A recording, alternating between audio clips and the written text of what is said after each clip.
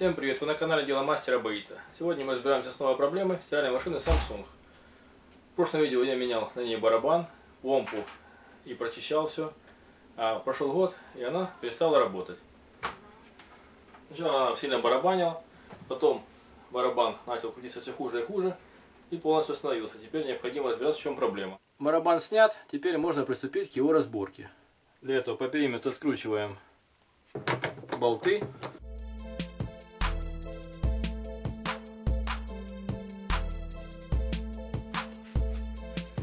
Если посчитать, то здесь по периметру выходит 14 болтов такого плана. Вскроем его и посмотрим, что же случилось с барабаном. Аккуратненько открываем и будем смотреть.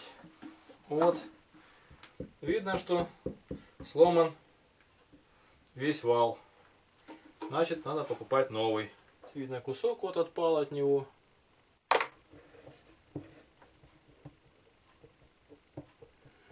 Здесь небольшой люфт. Подшипник надо будет менять все-таки. Но вместе с тем придется менять и весь вал. Завтра поеду на базар искать запчасти. А пока снимем шкив барабана. Потому что все равно придется все менять.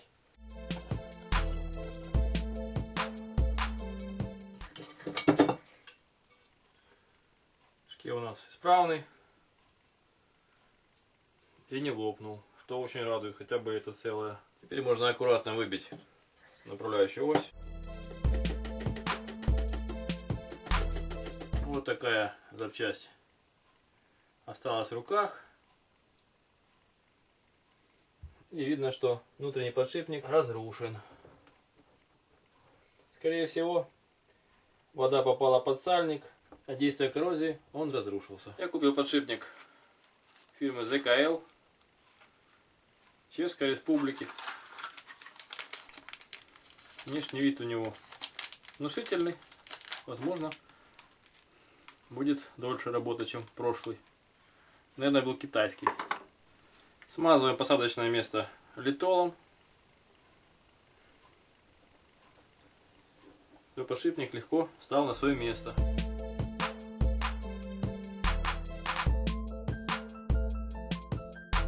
С помощью пальца делаем небольшую набивку шва, углубление сальника. Очень много набивать не надо, чтобы было углубление.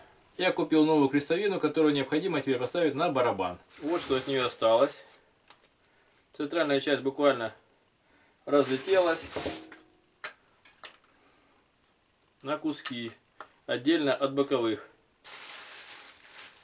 Если присмотреться к срезу, то видно, что трещины были давно, и она чудом работала, пока полностью не сорвалась.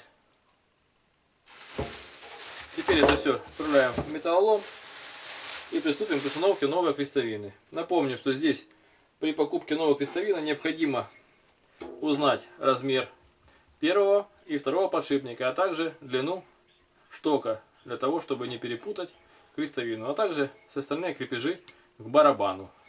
Продолжим.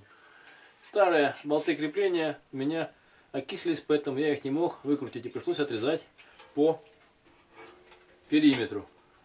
Вот такой остался кусочек от старого болта. Это специальные болты из нержавейки, которые имеют конусную часть возле головки. Я нашел такие же самые, и теперь будем их ставить на место. Необходимо определиться, в каком положении крестовина лучше всего ляжет на свое место. Болты крепления я смазываю. В дальнейшем можно было легче открутить. И начинаем закручивать.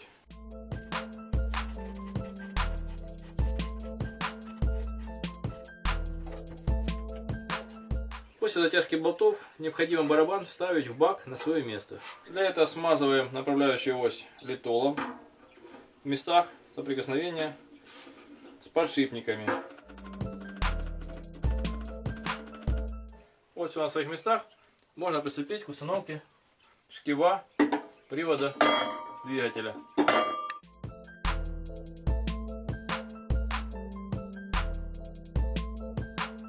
После этого необходимо убедиться в том, что нет никакого люфта и все стало на свое место. Для этого хорошенечко покрутим барабан на предмет скрипа и шумов.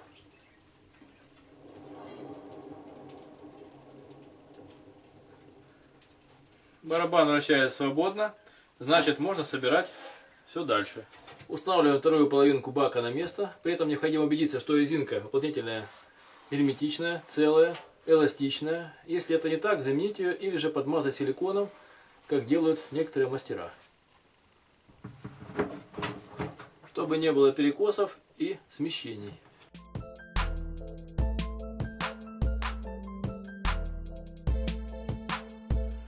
Болты необходимо затягивать посильнее, потому что это влияет на герметичность всего бака. Теперь барабан со стиральным баком собран. Осталось установить его на стиральную машину. О том, как это сделать, смотрите в конце видео. Я это уже делал. Все делается просто и сердито. Ну вот, сборка машинки закончена. Проверим, как же она будет работать. Вставляем сеть.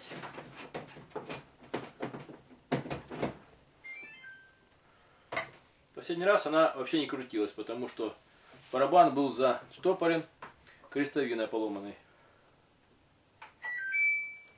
Включим быструю стирку, для того, чтобы проверить, как же она будет работать. И будем проверять. Можно сыпать немножечко колгона сюда, если вы планируете ее почистить хорошо. А можно так подключить, но лучше с колгоном.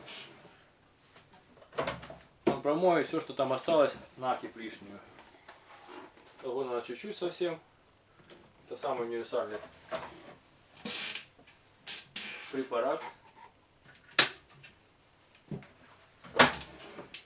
Попробуем. Двигатель заработал и барабан начал крутиться. Значит, подшипник стоит правильно и крестовина отцентрована. Все работает, значит замена крестовины прошла успешно. Ставьте лайки, пишите замечания, комментарии. Будьте с нами. Всем пока.